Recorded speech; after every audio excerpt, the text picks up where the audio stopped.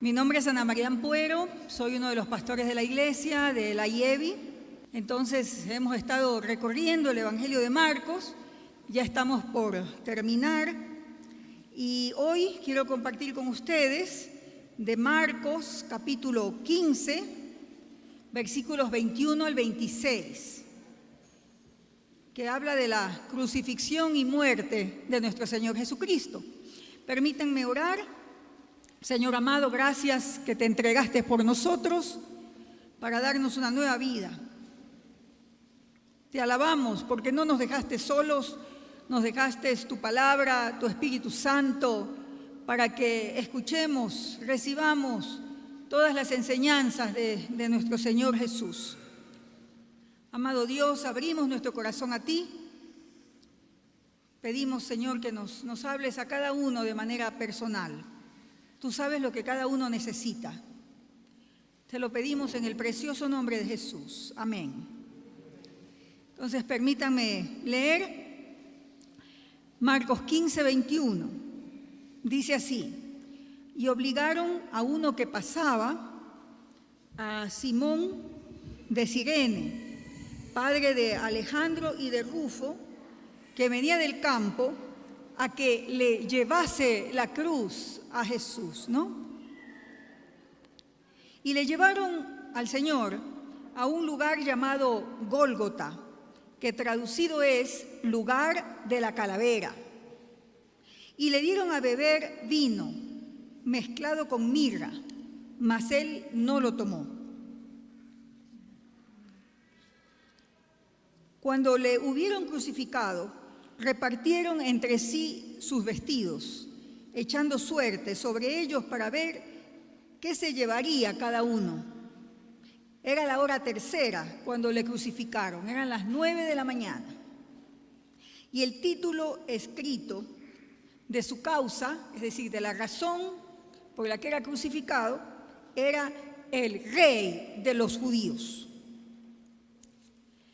Entonces, miramos aquí en este capítulo 15 los tormentos del Señor, las humillaciones que experimentó. Y este título que le pusieron, el Rey de los Judíos. Y hoy quiero contarles la historia de Dios, la historia que está en nuestra Biblia de tapa a tapa, pero cuyo clímax, cuyo momento más importante es la crucifixión, la resurrección y la ascensión de nuestro Señor Jesús. Jesús fue crucificado como rey. Se burlaban de él, o sea, no era que lo reconocían como rey, era una burla este título de el Rey de los Judíos. Es una de las razones por las cuales los sacerdotes judíos lo llamaron blasfemo y lo acusaron para que fuera crucificado. Jesús sufrió mucho y lo vemos en los evangelios. Sufrió físicamente, pero también sufrió la traición de sus amigos. Sabemos la traición de Judas, la traición de Pedro. Sufrió lo más horrendo que un ser humano pudiera experimentar. Le escupieron, le hicieron horrores.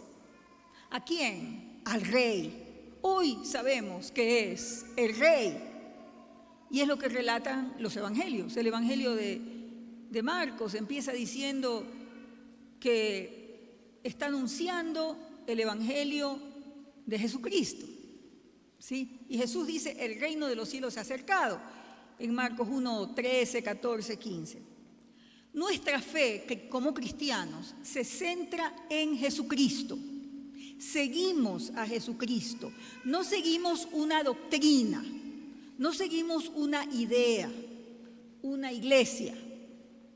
Seguimos a Jesús, crucificado, resucitado, que reina y que volverá por segunda vez. Por eso vale la pena saber de qué se trata esta historia. La historia de Dios tiene algunos personajes que los menciona como hablar de capítulos o etapas. La primera es Adán, la segunda es Abraham, luego Moisés y luego Jesús, ¿ya? Y es importante tener esas etapas o capítulos para poder comprender el resto del Nuevo Testamento. Cuando decimos Adán, Adán significa humanidad. En Génesis 1, 26 al 28, se describe que luego de la creación, poner en orden el cosmos, la tierra, las horas y las estaciones, el Señor crea a los seres humanos, los crea a su imagen y semejanza, varón y hembra los creó. Entonces, en el capítulo 2 de Génesis, más específicamente, tenemos la creación del hombre, del polvo de la tierra, y la mujer del costado del hombre. Sabemos que ellos son Adán y Eva, ya, más específicamente, o sea, seres humanos que realmente existieron. Estos primeros seres humanos recibieron el mandato de Dios de sostener la creación, de dar fruto, de multiplicar. Tenían que cuidar la creación de Dios. Sabemos por Génesis 3 que desobedecieron, dudaron de que Dios es bueno y escucharon la mentira de la serpiente de que si comían del fruto iban a ser como dioses, ¿ya? Y viene la tragedia humana,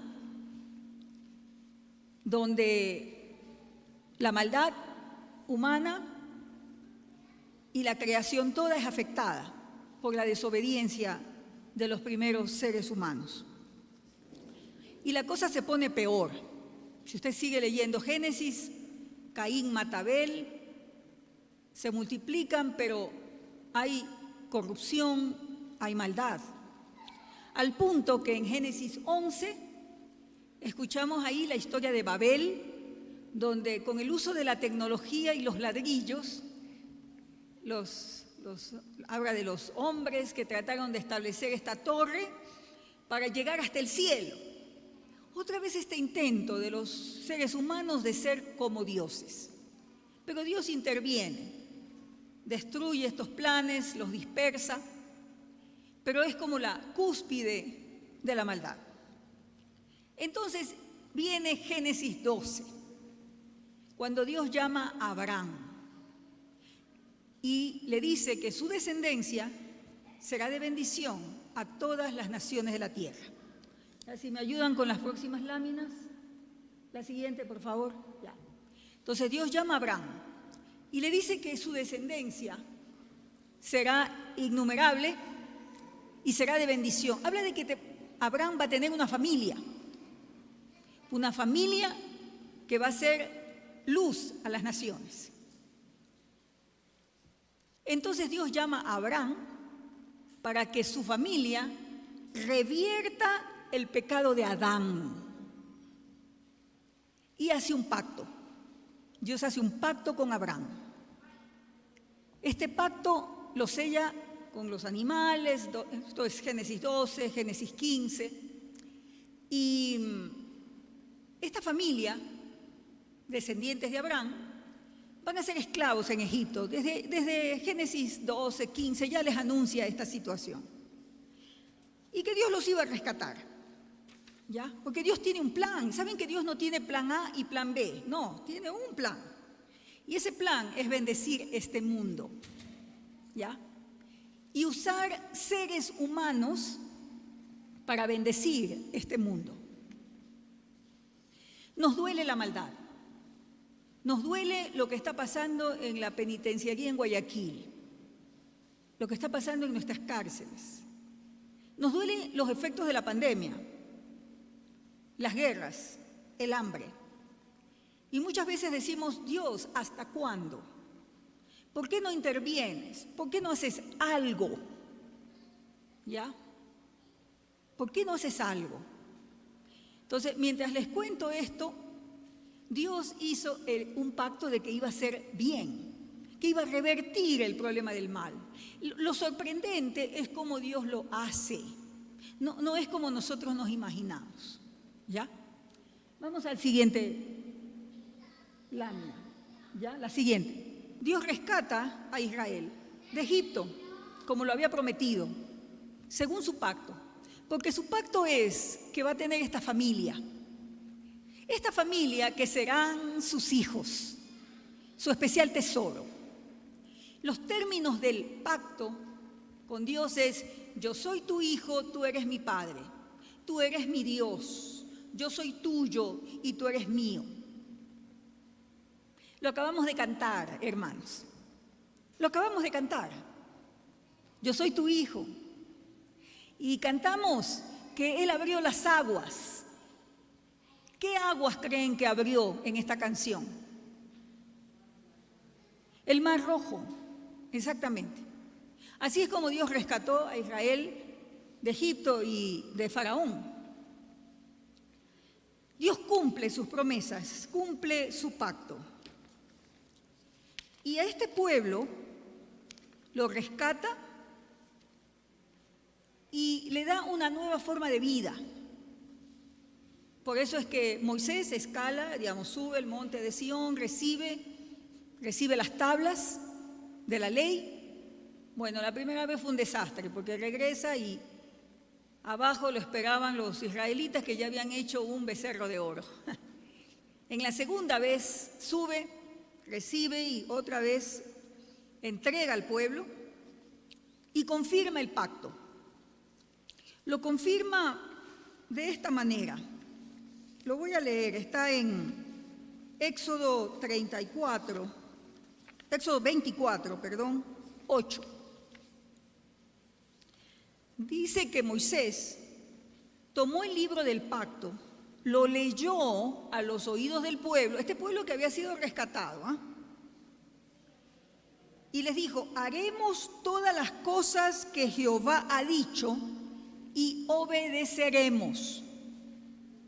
Entonces Moisés tomó la sangre, entonces Éxodo 24, 7 y 8, Moisés tomó la sangre, la roció sobre el pueblo y dijo: he aquí la sangre del pacto que Jehová ha hecho con vosotros sobre todas estas cosas. Era la sangre de un animal sacrificado, pero el pueblo dice: vamos a obedecer a Dios, y eso se sella con sangre esparcida sobre el pueblo. Entonces hubo un compromiso de decir: sí, Señor, estamos en pacto contigo. ¿Ya?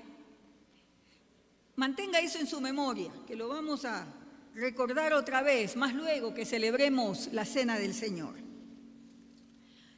Los israelitas que recibieron la Torá, que recibieron la ley de Dios, sabemos que desobedecieron al Señor. Y la historia es desastrosa. Eso es Primera de Reyes, Segunda de Reyes, Primera de Crónicas, Segunda de Crónicas, buena parte del Antiguo Testamento. Abandonaron al Señor y las consecuencias fueron que sean vencidos por los imperios enemigos, prácticamente destruidos como nación, dispersados, llevados como esclavos a Egipto y a Babilonia y a Siria. Entonces, una historia triste. Y la pregunta es si Dios se olvidó de su pacto.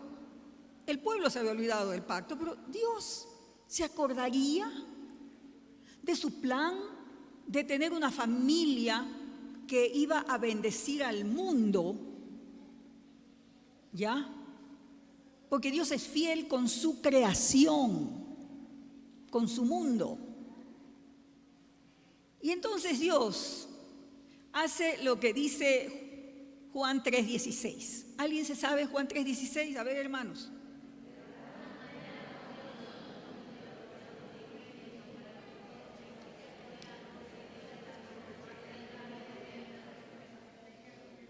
Exactamente, hermanos. En su fidelidad con el mundo y con su pacto, el Señor, nuestro Dios creador de los cielos y la tierra, envía a Jesús. Y, por favor, la siguiente. Israel disperso, pero claro, regresaron por partes, digamos, pero no se había establecido el reino. Y la maldad de Israel era grande, muy grande. Se habían concentrado en guardar ciertos mandamientos de la Torá, pero su corazón estaba lejos de Dios. Y en ese contexto viene Jesús, en lo que para nosotros es el primer siglo. Y Jesús viene como un judío obediente que representa a todo Israel. Por eso es el Mesías. Mesías significa representante, rey, ¿ya? Ungido, sí, pero como rey. Cristo es la palabra griega, Mesías es la palabra hebrea. Entonces Jesucristo es el rey, representa a Israel. De la misma manera que nuestro presidente representa a los ecuatorianos cuando se va a México, o un embajador representa su país cuando se va a otro. Entonces Jesús representa a Israel. Por eso es el hijo de David. Y la maldad de Israel era tan grande que la paga del pecado es muerte. Grave. Esos eran los términos del pacto también. Si usted lee Deuteronomio 28, 29, 30, 27, 28, 29 y 30, habla de las maldiciones y las bendiciones, de guardar el pacto con Dios y decir yo soy tuyo y tú eres mío. Y no hay otro Dios, eres tú nomás. ¿Sí? Y Jesús explica en Marcos, capítulo 14, durante la Pascua, que con él se renueva el pacto, ese pacto con Abraham, toda esta historia del Antiguo Testamento. Y en la Pascua, que es esta comida familiar que celebraban los judíos, o que celebran los judíos una vez al año, para recordar cómo Dios los rescató de la esclavitud en Egipto, Jesús celebra esa misma comida con los discípulos y dice en Marcos 14, 22, mientras comían, Jesús tomó pan y bendijo, lo partió y les dio, diciendo, tomad, esto es mi cuerpo.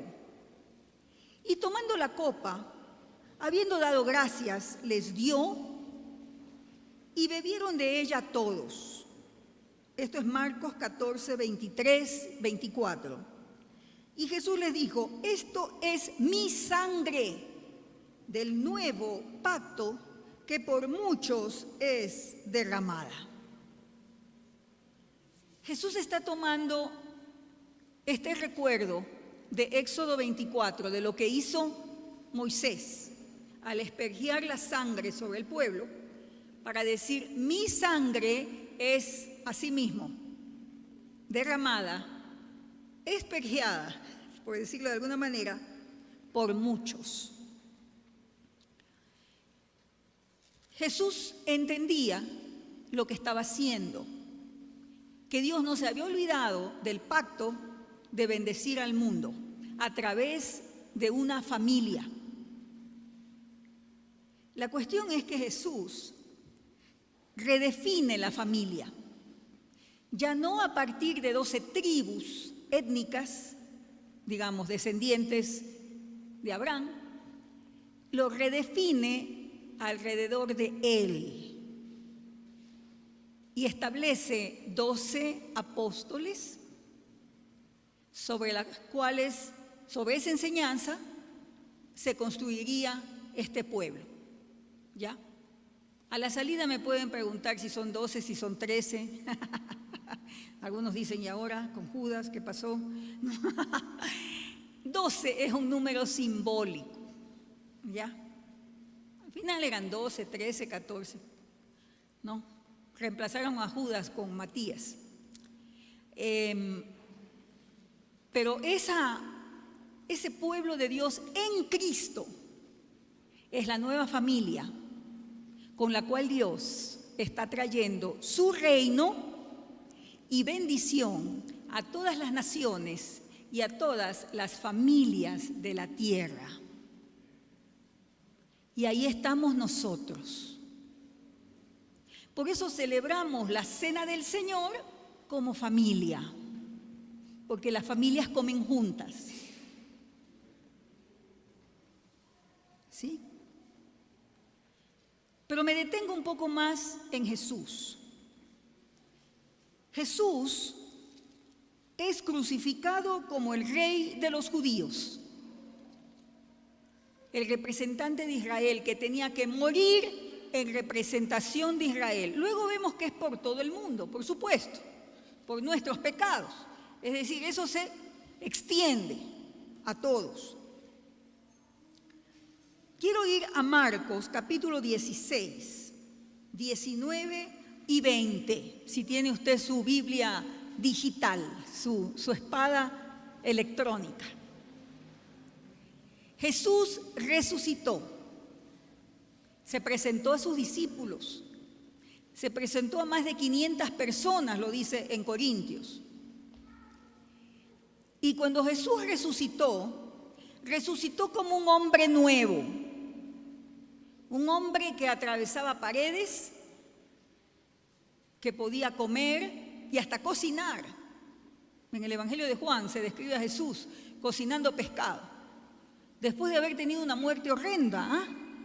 O sea, esto no fue sanidad en Jesús, esto fue un nuevo cuerpo, ¿ya? Nuevo cuerpo.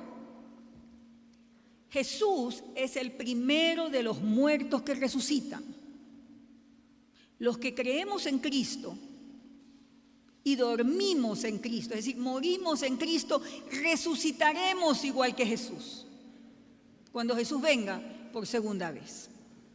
¿Ya? Y hay mucho más que decir de eso.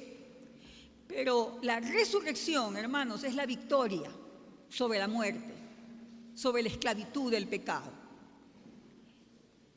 Porque Jesús resucita y también envía su Espíritu Santo para que estas nuevas criaturas, esta nueva humanidad en Cristo pueda tener el poder para vencer y ser testigo de Él. ¿Ya? Después de su resurrección, en Marcos 16, 19, dice, y el Señor, después que les habló a sus discípulos, fue recibido arriba en el cielo y se sentó a la diestra de Dios. Y los discípulos, saliendo, predicaron en todas partes, ayudándoles el Señor y confirmando la palabra con las señales que la seguían a la palabra. Ahí están los milagros, las sanidades, las liberaciones, todas las cosas maravillosas. Dios usa personas, hermanos. Dios usa gente como tú y como yo para manifestar su reino, que Jesucristo es el Señor. ¿Ya?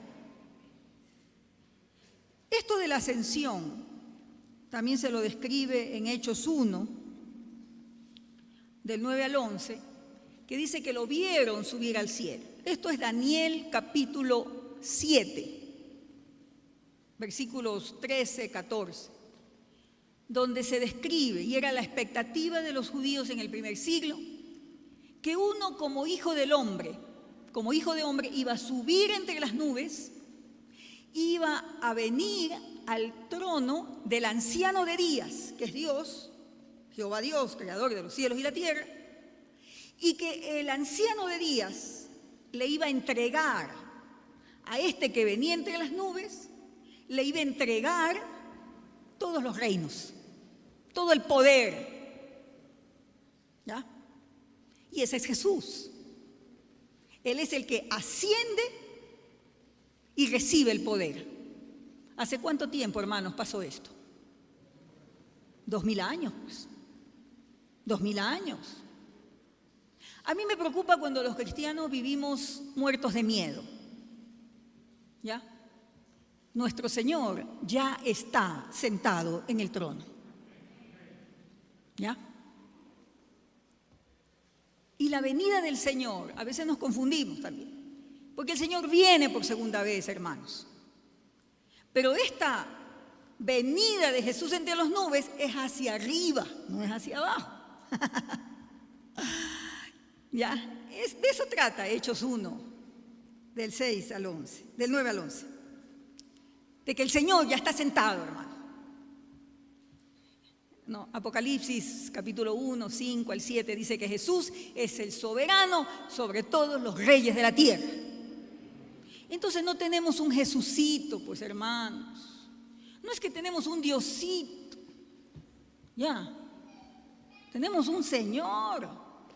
Jesucristo, al resucitar como un nuevo hombre, genera una nueva humanidad por el poder de su Espíritu Santo. Por eso es que es necesario nacer de nuevo. ¿Ya? El plan de Dios no ha cambiado de ese pacto que hizo con Abraham, que habría una familia que sería de bendición a todas las naciones de la tierra. Eso somos nosotros, que cuando venimos a Cristo y cuando invitamos a otros a conocer a Jesús, los estamos invitando a una vida transformada. Por eso en Colosenses 3 dice, si habéis resucitado con Cristo, desvístanse de la vida vieja y vístanse del nuevo hombre en Cristo Jesús, que ya no roba, ya no miente, es alguien que perdona, es alguien que tiene misericordia. Y así es como el reino de Dios viene en medio de la maldad de este mundo, con gente en Cristo, llena del Espíritu Santo, que hace el bien con su trabajo, en su familia, con su forma de hablar. Y el Señor no nos promete que nos va a ir lindo como en Disney. No, queridos, hay sufrimiento. ¿Ya? A veces nos cuesta la propia vida. Y Jesús lo dijo, el que quiera seguirme, tome su cruz, niéguese a sí mismo y sígame. Y esto apunta a cielos nuevos y tierra nueva. Una regeneración de la civilización humana y de la creación toda. Eso lo veremos completito cuando Jesucristo venga por segunda vez y se instalen cielos nuevos y tierra nueva. Pero hasta tanto, nosotros traemos pequeñas muestras de cielos nuevos y tierra nueva con las cosas que hacemos en obediencia al Señor, cuidando la creación, sirviendo al prójimo, ¿ya? Barriendo la vereda, con mejores escuelas, mejores lugares de trabajo, en choque con Satanás, el príncipe de este mundo, que sabe que tiene poco tiempo. Pero su amenaza son los hijos y las hijas de Dios. Por eso es que Dios nos ha dejado el Sermón del Monte, para aprender cómo vivir. Ya no tenemos la Torá. No, el Señor nos ha dejado el Sermón del Monte, las palabras de Jesús. Nos ha dejado Romanos 12. Nos ha dejado Colosenses 3 para saber cómo vivir, cómo tratar a las personas, cómo hablar, cómo manejar la lengua. Y la característica de este reino es el amor. ¿Qué le parece? Es de locos, hermanos. Esto no es con pistola. Esto es con amor, con misericordia, obedeciendo al Señor. No sé si le gusta o no le gusta, pero esta es la historia. para que cuando compartamos el Evangelio podamos realmente decirle a la gente de qué se trata. Venimos a servir al Señor y a sanar este mundo en el nombre de Jesús. ¿Ya? Y Dios ha hecho un pacto. Y por eso celebramos la Cena del Señor hoy. Primero porque somos esa familia. Y comemos como familia. Saquen sus elementos. Si quieren venir los hermanos de la liturgia, vengan. ¿Ya? Jesús sabía que lo que estaba haciendo era algo parecido a lo de la Pascua, pero diferente. Que esta vez era con su sangre. ¿Ya? Que su sangre era la señal del pacto renovado, del nuevo pacto. Y que algo nuevo ha venido con Jesús. ¿Ya? Algo nuevo. El pacto es lo que nos une con el Señor. ¿Ya? El pacto, la sangre de pacto nos une con nuestro Dios creador, con su Hijo Jesucristo. Y cuando celebramos la cena, estamos diciendo, Señor, yo soy tuyo y tú eres mío. ¿Ya?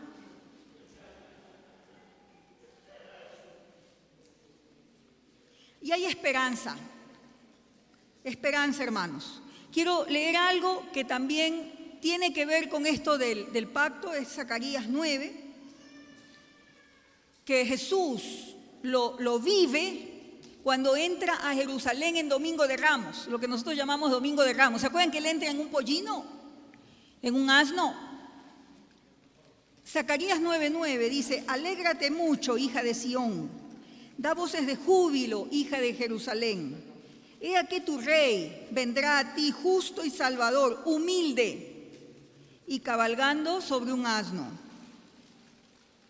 Dice, de Efraín destruiré los carros. Habla de juicio también sobre Jerusalén y eso pasó. Dice que este rey que entra, que viene, hablará paz a las naciones y su señorío será de mar a mar. Esto es Zacarías 9:10. Y desde el río hasta los fines de la tierra. Y en el 11 dice, y tú también, por la sangre de tu pacto, es decir, tú, pueblo de Dios, por la sangre de tu pacto serás salva. Yo he sacado tus presos de la cisterna en que no hay agua. El Señor sabía que es con sangre que se confirma este pacto y se reafirma. ¿Sí? Nosotros estamos sellados con la sangre de Cristo, hermanos, si es que hemos creído en Jesús. Y es una cena de esperanza, es una cena de fiesta.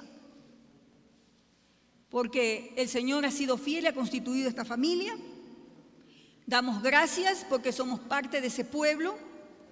Pero también al celebrar la cena hacemos un compromiso de obediencia. Ya, de obediencia al Señor. Como aquellos israelitas a los que Moisés les aspergió la sangre. Porque esta salvación costó la vida de Jesús. No es así nomás. Y, queridos, por eso es que invitamos a la cena a los bautizados. ¿Por qué razón?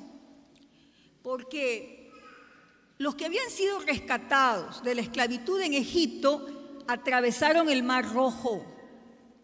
Sí, entraron a las aguas.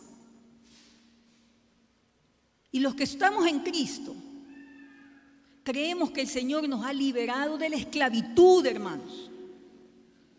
Y ese es el sentido del bautismo. Muerte a la vida vieja y entramos a una nueva vida con Cristo. Y los que son la familia, celebramos el pacto, que es un anticipo de las bodas del Cordero. Cuando la novia, que es la iglesia,